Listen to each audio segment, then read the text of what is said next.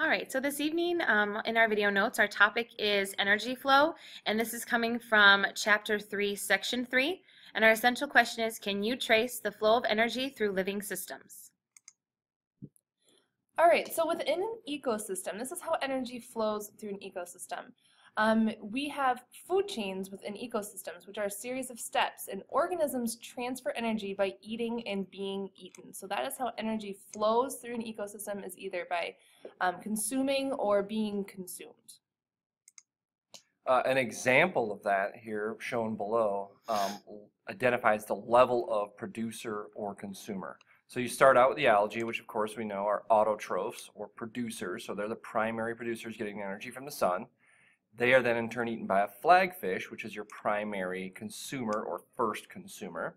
A largemouth bass comes along and eats them, so they're the secondary consumer, the second consumer obviously. And then we have this big bird called the anhigna, which is a tertiary or the third consumer eating the bass. And you can see the energy moving, right, from one to the other. And finally, the alligator occasionally eats the birds, so you have a quaternary consumer or a fourth level consumer.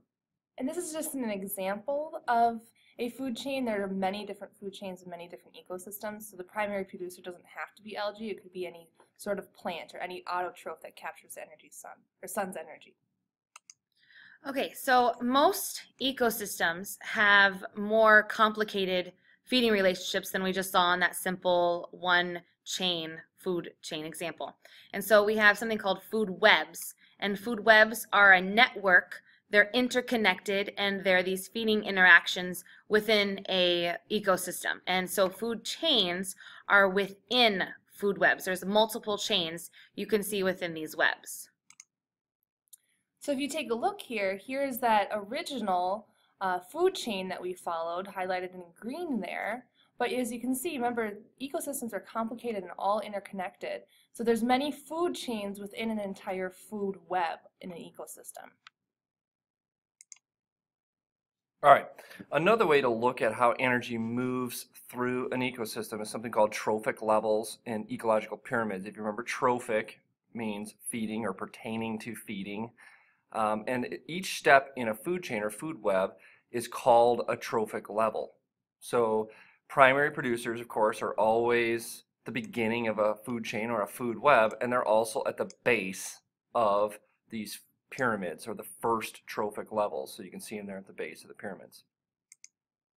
Okay, so these pyramids that Mr. J is referring to, we call them ecological pyramids, and they're kind of relatively showing the amount of energy or matter that's within each trophic level. So there are three kinds of pyramids that you will be responsible for knowing. The first one is pyramid of energy, the pyramid of biomass, and we use grams when we're looking at this type of mass in the ecosystem, and then pyramid of numbers.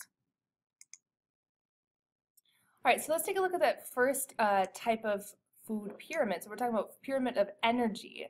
And this is where organisms using energy through respiration, movement, growth, and reproduction. So this just shows, starting out with 100% of the sun's energy, how it gets used throughout all the different levels of consumers and producers.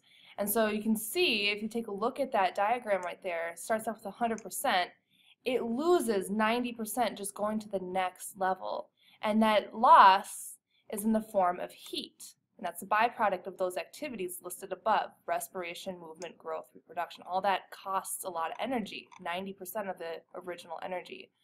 And so 10% of the energy is available within the next trophic level.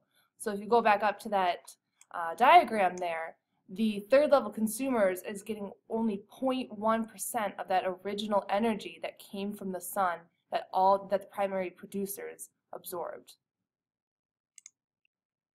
Because of this, there's an effect on, of course, both the biomass and the numbers as you move up the pyramid.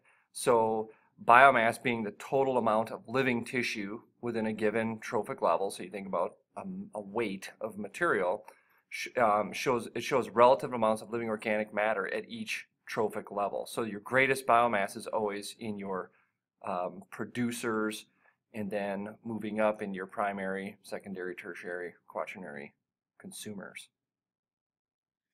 So if you were to take a look at all three visually at the same time, pyramid of energy would show a percent of how much energy is moving up the trophic level, and you would see how some of the energy is released as heat.